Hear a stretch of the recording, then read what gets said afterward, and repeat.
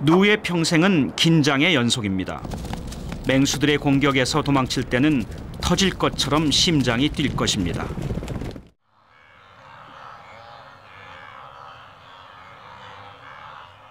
초원에서 휴식을 취할 때는 누의 심장도 평온을 되찾을 것입니다.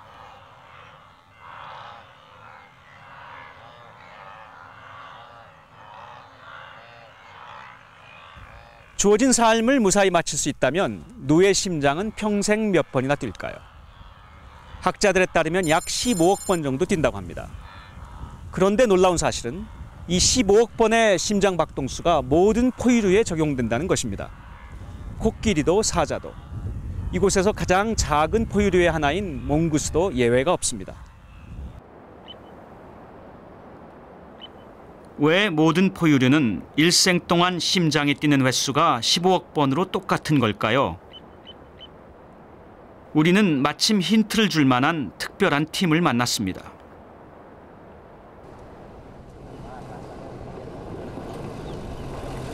케냐의 야생동물을 관찰하고 보호하는 국립야생동물보호국.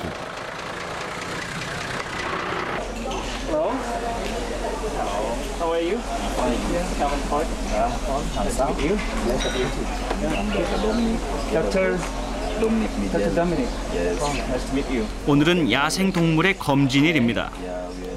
치아 상태와 혈액 검사를 통해 동물의 건강 상태를 체크합니다. 심장 박동수도 함께 측정해 보기로 했습니다.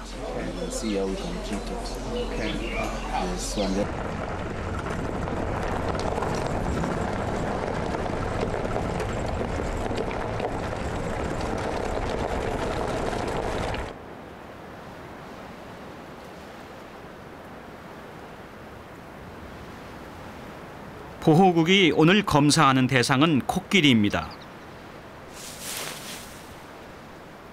육지 동물 중에서 가장 덩치가 큰 아프리카 코끼리는 그만큼 공격성도 강합니다.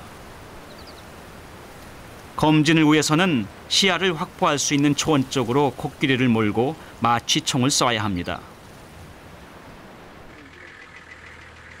보호국 차량이 코끼리를 유도하기 위해 방향을 돌렸습니다.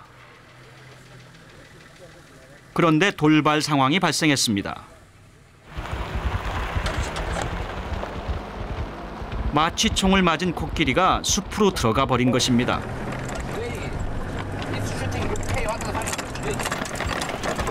차량은 숲으로 들어간 코끼리를 쫓을 수 없습니다.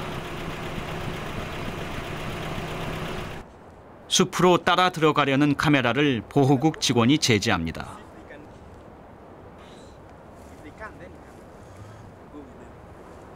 어디서 코끼리가 덤벼들지 모르는 일입니다.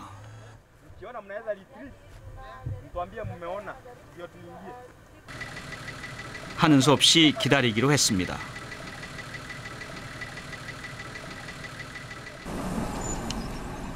(30분이) 흘렀을까? 검진을 끝낸 보호국 직원이 숲을 나왔습니다.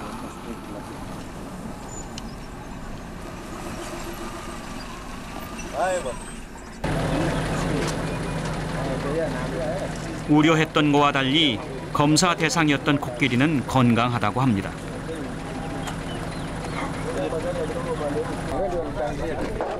검사 결과는 차트에 기록됩니다. 우리도 여러 동물의 검사 결과를 함께 살펴보았습니다.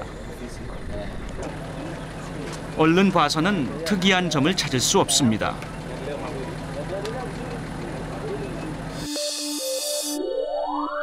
그런데 심장이 뛰는 시간은 체중과 관계가 있습니다.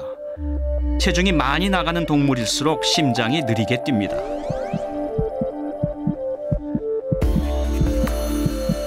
몸집이 작은 임팔라의 경우 심장은 1분에 150회 정도 뜁니다. 그리고 그보다 체중이 많이 나가는 사자는 1분에 60회로 줄어듭니다.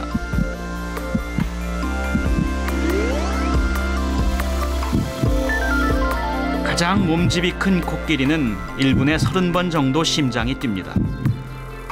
2초에 한 번 꼴입니다. 이처럼 큰 동물일수록 심장은 왜 느리게 뛸까요?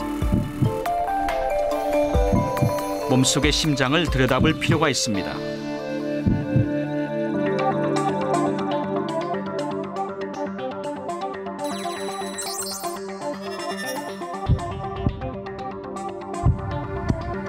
심장에서 출발하는 피는 산소와 영양분을 싣고 혈관을 통해 몸 구석구석으로 전달됩니다. 목적지는 세포입니다.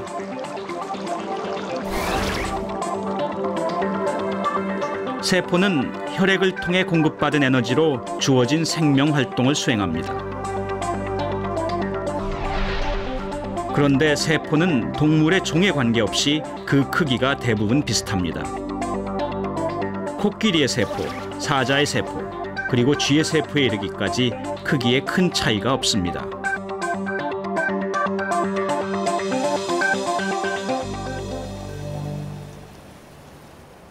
결국 몸집이 큰 동물은 몸 안에 세포가 큰 것이 아니라 세포 수가 많은 것입니다. 그렇다면 몸의 크기에 따라 세포 수는 어떻게 달라질까요? 身長が2倍になったとしますね。それで身長も2倍、胸の幅も2倍で、こっちの幅も2倍と全く同じ大きさな形をしてるんだけれども、長さだけ2倍になったんですね。そうすると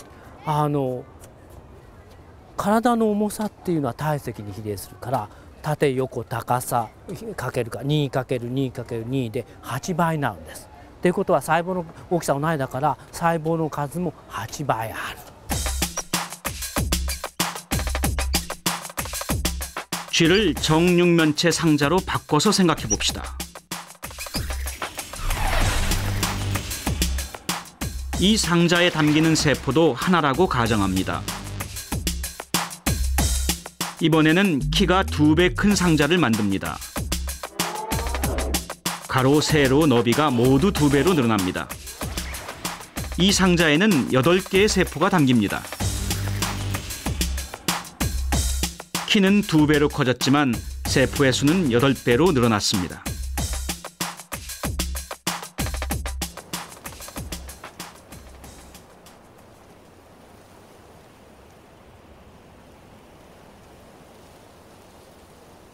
아직 뿔이 덜 자란 새끼 코뿔소입니다. 이 새끼 코뿔소보다 2배 키가 큰 어미 코뿔소는 8배만큼 더 많은 세포를 가지고 있을 것입니다.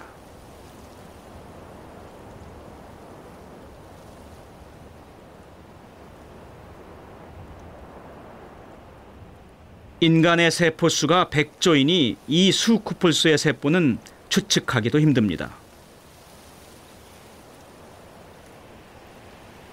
그런데 세포 수가 많아지면 각각의 세포에도 변화가 생깁니다.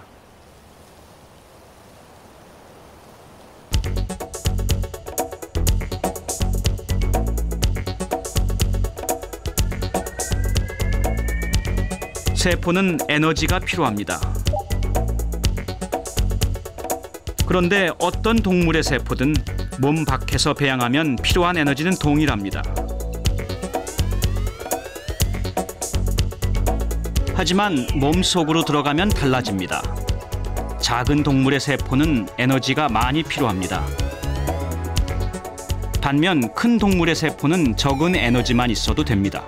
상대적으로 세포의 수가 많아 활동량이 적기 때문입니다. If you increase by a factor of 10,000, 1 followed by 4 zeros, the metabolic rate of the cell decreases by a factor of 10. You'll need a tenth of the metabolic energy per second, but also the heart rate decreases by a factor of 10. It goes 10 times slower, so that a whale beats just a few times a minute, whereas shrew beats at over 1,000 times a minute. It's extraordinary.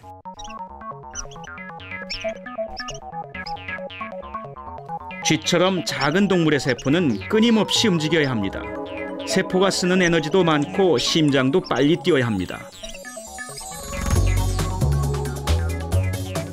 그러나 코끼리는 다릅니다. 세포 수가 많아 효율적입니다. 에너지도 적게 쓰기 때문에 심장도 느리게 뜁니다.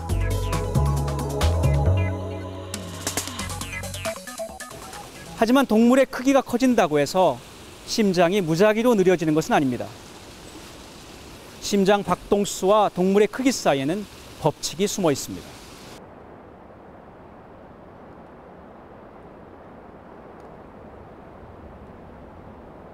초원에 태양이 다시 떠오릅니다.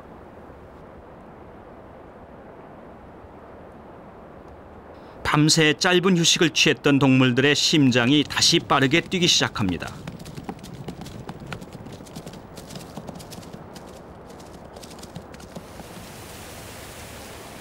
심장 박동수는 시시각각 달라집니다. 포식자와 먹이 간의 추격전이 끊임없이 이어지기 때문입니다.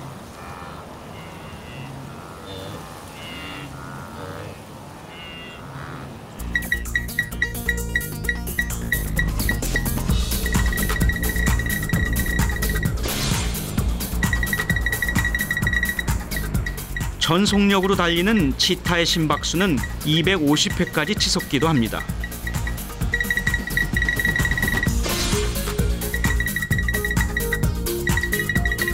그러나 그 상태로 500m 이상은 달리지 못합니다. 심장이 압력을 견디지 못하기 때문입니다.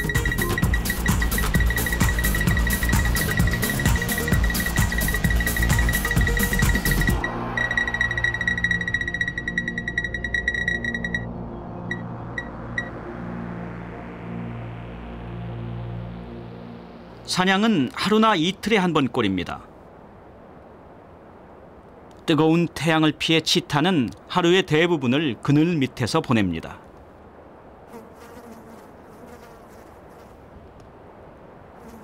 지금처럼 아무런 일도 하지 않고 쉬고 있을 때 치타에게 필요한 최소한의 에너지를 기초 대사량이라 부릅니다.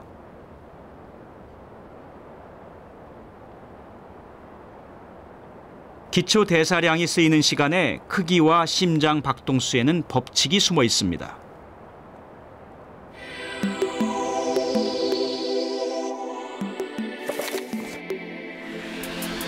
코끼리의 체중은 4,000kg, 심장은 1분에 30번 뜁니다.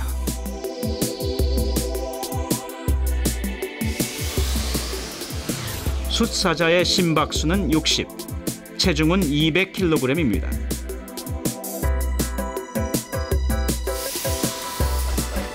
그리고 가장 작은 포유류인 쥐는 분당 심박수가 800입니다.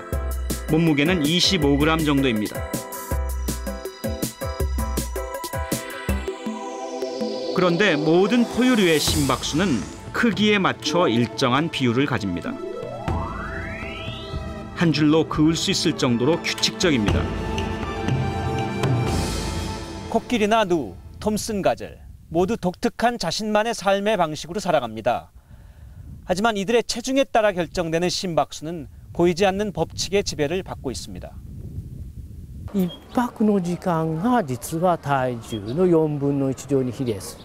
4分の1の比例するっていうのは体重が10倍になると時間が約2倍長くなるってことです。でこれがゾウからネズミまでみんな成り立つってわけ。 놀라운 일입니다. 동물이 크기에 상관없이 구성 원리는 동일하다는 어떤 자연 법칙을 증거하는 그런 하나의